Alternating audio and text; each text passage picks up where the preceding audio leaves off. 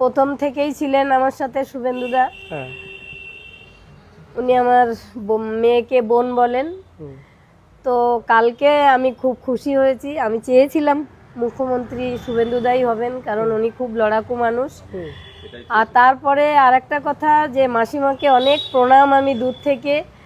উনি বলেছেন যখন মিডিয়া গেছে যে ছেলে মুখ্যমন্ত্রী হয়ে কি কাজ করলে আপনি খুশি হবেন, তখন মাসিমা বলেছেন যে আমার ছেলে যেন আরজি করের বিচারটা করে।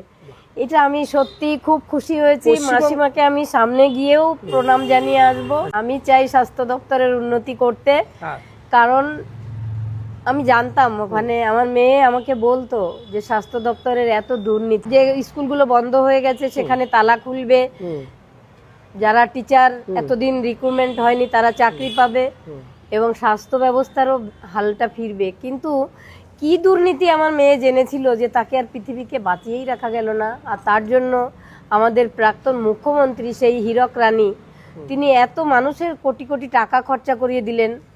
একটা ডাক্তার মারা গেছে কাদের আড়াল করার জন্য, সেটা আমার জানার রয়েছে।